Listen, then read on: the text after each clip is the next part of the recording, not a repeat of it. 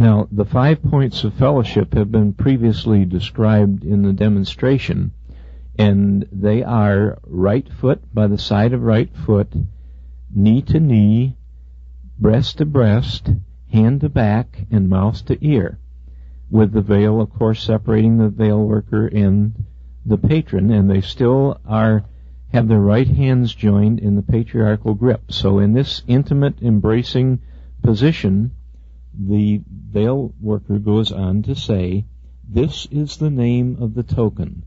Health in the navel, marrow in the bones, strength in the loins and in the sinews.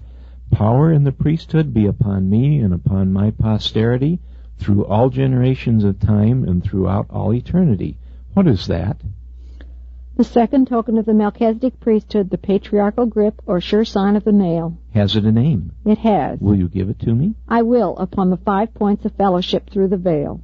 Health in the navel, marrow in the bones, strength in the loins and in the sinews. Power in the priesthood be upon me and upon my posterity through all generations of time and throughout all eternity. That is correct. Then the introducer again raps 3 times. And the Lord, parting the veil slightly, says, "What is wanted?" Eve, having conversed with the Lord through the veil, desires now to enter his presence. Then the veil worker parts the veil with his left hand, takes Eve, or the patron, by the right hand, conducts her through the veil, and then on into the celestial room. Usually there's a sort of a greeting of thank you, and as the patron passes by, and then proceeds into the beautifully appointed and decorated celestial room, where they're free to wait for a few minutes for friends or spouses coming through the veil, and then from that point they can proceed back to the locker room, remove their temple clothing, put on their normal street clothing. Yes, darling? Well, I just wanted to say at this point that this is the most sacred, the most important part of the whole temple ceremony.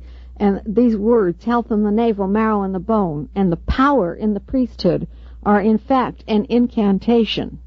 And this is the heart and soul of Mormonism, power in the Mormon priesthood. And this is the way that you are supposed to get past the guardians of the celestial gates, eventually to the celestial kingdom. And of course, the exchange between the patron and the Lord, so-called, on the other side of the veil, is very close to the Masonic ritual. Yes, very much so. And of course, all of the veil workers are male, and there's quite a bit of, there's many female patrons that are quite uncomfortable or even offended by this closeness of this embrace at the veil. And veil workers are constantly admonished to be careful not to overplay their role. So what more significance is there to explain about this?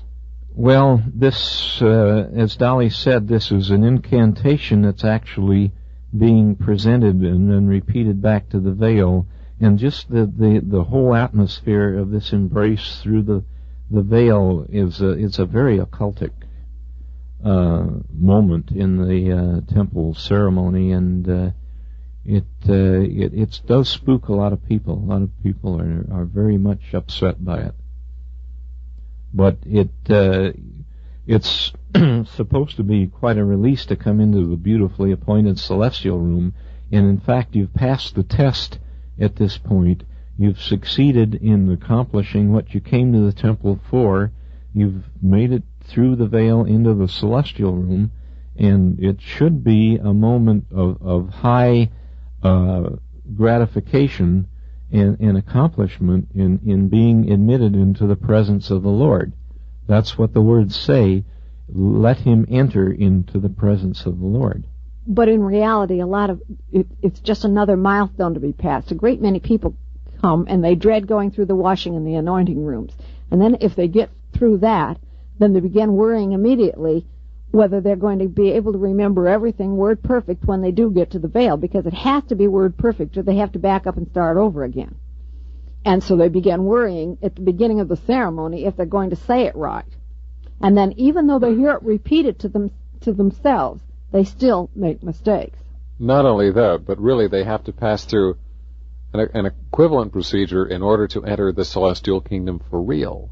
Yes, this is emblematic of what a Mormon is taught to expect when he actually dies. That's why it's so important that they're buried in their temple garment and buried in all of the temple garb, the white clothing, the robe, hat, sash. We haven't described the clothing, and I guess we won't really have the opportunity, but it's very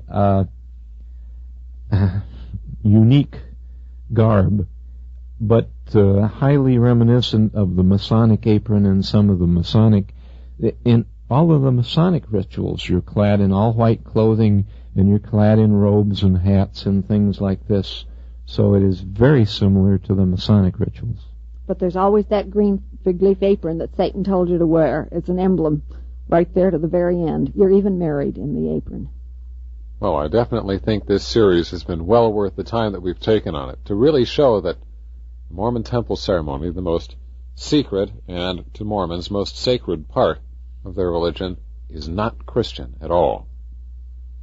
Well, I think we should extend that challenge to anybody to show the biblical similarity or the Christian origin of any of these things. One of the things that we didn't mention is that Mormons claim their temple is emblematic of the Temple of Solomon, and it just isn't true.